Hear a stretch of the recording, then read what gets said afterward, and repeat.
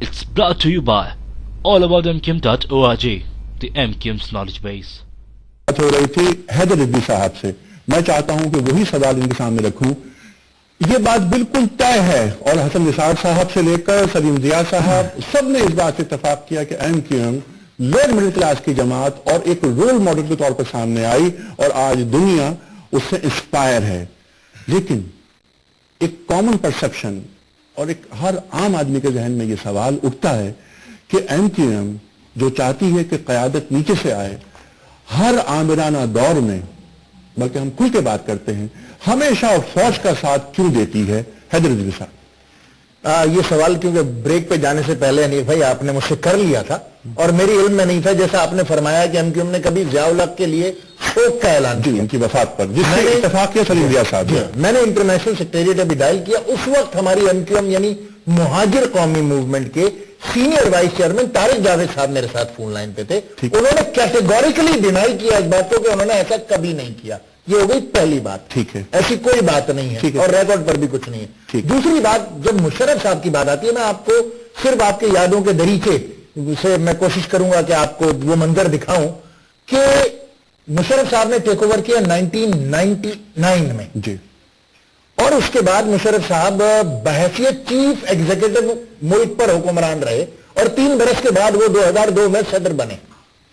2001 में बहैसियत chief executive of Pakistan उन्होंने बल्दियाती इंतखाबात के इनेकाद का ऐलान फरमाया।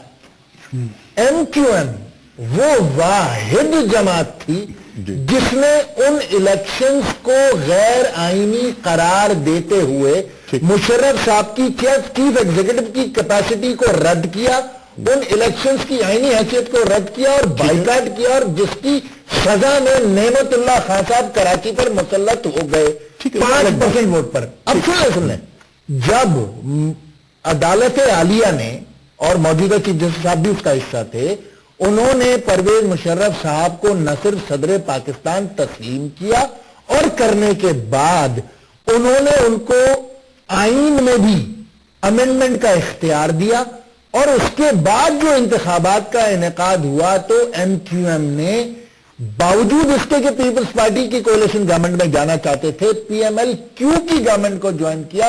मुशर्रफ साहब की गैर आईनी हैसियत को MQM ने तस्लीम नहीं किया, बाकी पाकिस्तान की हर जमात ने तस्लीम किया।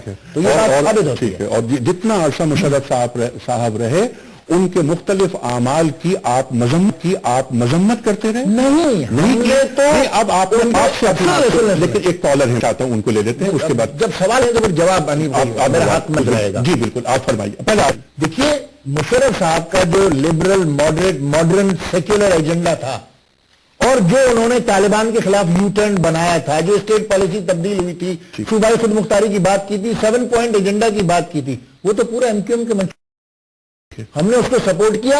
जहां बलूचिस्तान पे बुट्टी साहब के वो ऑपरेशन और बलूचिस्तान पे फौज कशी, MQM ने मुखालत। कालाबाग डैम, MQM ने भरपूर मुखालफत। जहां मुखालफत की जरूरत पड़ी हमने भरपूर मुखालफत की।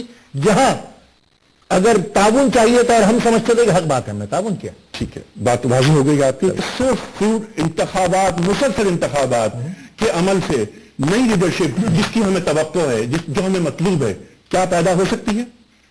हाँ भी और नहीं भी। अगर आपकी क़यादतें इस बात पर मुसर रही कि पाकिस्तान पर जागीरदाराना वडेराना निजाम कायम रहेगा तो फिर कुछ नहीं होने का, नहीं होगा। इसका मतलब पहले ये निजाम का खात्मा दरकार है, इसके निजाम का खात्मा दरकार है, लैंड रिफॉर्म्स दरकार है, तब जाके कहीं उम्मीद की कोई गरीब का बच्चा, एक हारी, एक किसान का बच्चा, एक स्कूल मजदूर का बच्चा, मैंने बात की थी ओबामा की, ओबामा सदर अमेरिका बन सकता है, तो यहां कोई तसव्वुर नहीं है इस बात का। सलीम जिया साहब, मुझे कॉलर का जवाब देना था, मेरा हक है। जी जी। पहली बात तो मैं उनसे रियाज साहब से ये इख्तिलाफ करता हूं कि उन्होंने कहा कि इब्लीस बड़े अच्छे दलाइल देता था, क्योंकि कुरान की सनद ये है कि कुरान की आयत कोट करता हूं उनकी खिदमत में, अल्लाह ताला इरशाद फरमाते हैं कि हाथू बुरहानों को मिन कुंतुम सादिकीन, अल्लाह के रसूल उनसे कह दो कि अगर सच्चे हो तो दलील पेश करो। यानी अल्लाह ताला ने भी सच्चाई का मयार दलील को रखा है, ये पहली बात। दूसरी बात उन्होंने कही कि MQM की राब्ता कमेटी में कोई गैर उर्दू बोलने वाला नहीं है। मैं खिदमत में अर्ज करना चाहता हूं, इफ्तिखार रंधावा पंजाबी है, डॉक्टर अली हसन पंजाबी हैं, राब्ता कमेटी के रुकन है। अशफाक मंगी सिंधी हैं। अब्दुल खालिक बलोच जो राब्ता कमेटी के रुकन थे बलोच हैं। एमक्यूएम के सेनेटर्स में कर्नल ताहिर मशहदी पंजाबी हैं। डॉक्टर मोहम्मद अली बरोही बलोच थे। निसार पवर सिंधी हैं। अब्दुल खालिक पीरजादा पंजाबी हैं। ख्वाजा सोहेल जो कराची बल्दिया से अभी एमएनए हैं, वो भिरा सरगोदा से ताल्लुक रखते हैं। और बरोही साहब को हमने 9-0 की सीट से जिताया था। तो वो दौर खत्म हो गया जब एमक्यूएम महाजिर कौमी मूवमेंट थी। अब हम मुत्तहिदा कौमी मूवमेंट है और यकीनन मिडिल क्लास की वाहिद नुमाइंदा जमात है। और ये कोई लिसानी जमात, कोई लिसानी जमात नहीं है। अब अल्हम्दुलिल्लाह तमाम तबका है फिक्र के लोग मौजूद। ठीक है, बात वाज़ेह हो गई आपकी। अब वही बात आपने ये फरमाया था कि इलेक्शन फिर इलेक्शन फिर इलेक्शन, उसके बाद हम इस मौरूसी क़यादत से जान छुड़ा सकते हैं, पाकिस्तान पाक हो सकता है, क़यादत निकल सकती है गरीब की। इस पर आप फरमाइए, क्या इनकी बात में जान है? मैं इनकी बात से इख्तिलाफ थोड़ा सा इसलिए करूंगा कि इलेक्शन दर इलेक्शन अगर तो यही जागीरदार वडेरे, बड़े सरमायादार, खवानीन, नवाबीन अगर ये ही कायम रहते हैं और ये मौरूसियत का जहर जो हमारी रगों में सरायत कर चुका है और अब आखिर तक आ गया है कि इस पार्लियामेंट में एक मैं भी बताता हूं, एक हमारा दोस्त है बड़ा अच्छा एमएनए है, उसने खड़े होकर किसी के जवाब में ये कहा कि मैं पार्लियामेंट में पहुंचने वाली 5वीं पृष्ठ हूं, मेरे परदादा से लेकर अब मैं, और उसने फख्र किया। ठीक, मुझे हैरत हुई।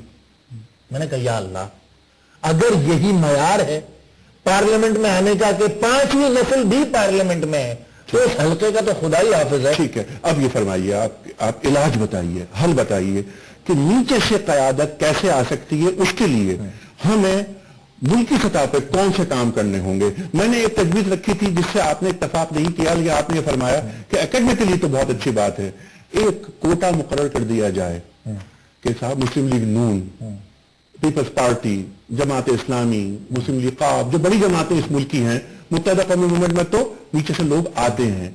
इन जमातों के पास हर एमएनए, हर एमपीए की सीट, फर्ज कीजिए कि पाकिस्तान के सिंध में 166 शायद सीटें हैं, सूबाई की 166 हैं और 20 कौमी की हैं। 166 में से कम 66 ऐसे हों कि जिनका ताल्लुक लोअर मिडिल क्लास से हो। ये जमातें नहीं कर पाएंगी। अच्छा, इसलिए कि ये जमातें मुख्तलिफ हलकों से जीत कर आने वाले अरकान असम्बली से मिलकर जमात बनती है। ठीक, जमात अरकान असम्बली नहीं बनाती हैं, ठीक, बल्कि अरकान असम्बली मिलकर जमात बनाते हैं। मेरे पास इसका छोटा सा हल है, अगर हो सके अल्लाह करे। लेकिन ये बात जो आपने अभी बात फरमाई, जरा इसको वजाहत कर दीजिए कि अरकान असम्बली जमात नहीं बनाते, बल्कि जमात अरकान असम्बली नहीं बनाती। नहीं, लेकिन ये है कि जब बड़ी जमातें टिकट लेती हैं, जब टिकट देती हैं तो वो एक पे ऑर्डर लेती हैं हर कैंडिडेट से ना, 20-20, 25-25 लाख, 50-50 लाख लेते हैं, जो मुस्लिम लीग नून के सेक्रेटरी में जमा होता है, पार्टी के पास जमा होता है, और फिर इंतखाब किया जाता है कि आपको टिकट दें, आपको दें, इसको दें, उनको दें। नहीं, हमारे यहाँ सिर्फ फीस ली जाती है जो उसकी मेंबरशिप की। ठीक है, वो फीस ले ली। यानी नहीं, इनका जो सवाल है कि अराकीन पार्टी बना रहे हैं, वहां पर नवाज शरीफ साहब या जरदारी साहब या चौधरी शुजात हुसैन साहब टिकट देने के मुख्तार हैं।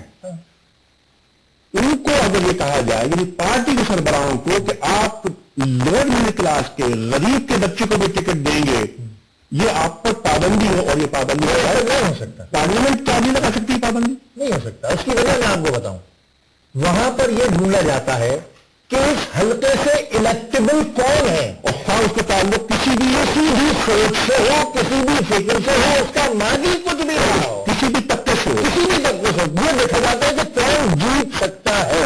ठीक, यहां निजाम बदलने की बात ही नहीं है। ठीक है, उनको वजीर आजम बनने के लिए वो वोट चाहिए जो फला हल्के से जीत कर वो रुकन असेंबली उनको देगा और उसकी कीमत भी लेगा, मगर कोई ये जमात नहीं कर सकती। देखिए, इसके हल में आपको 3 तजवीज करता हूं, अगर मुमकिन हो सके।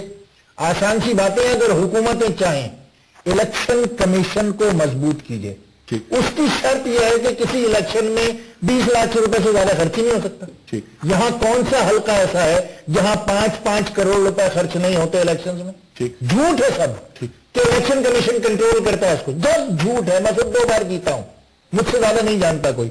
دو اور باتیں. ٹھیک.